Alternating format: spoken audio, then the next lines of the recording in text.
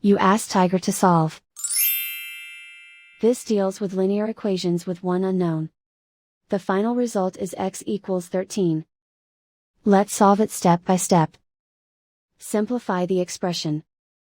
Simplify the arithmetic. Group all x terms on the left side of the equation. Subtract 3x from both sides. Group like terms. Simplify the arithmetic. Group like terms. Simplify the arithmetic.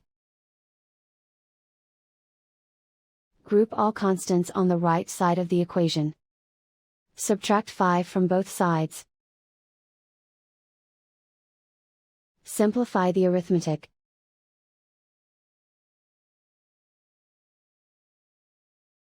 Convert the x into a positive number. Multiply both sides by -1. Remove the ones.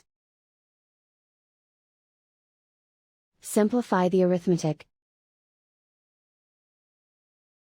And so the final result is x equals 13.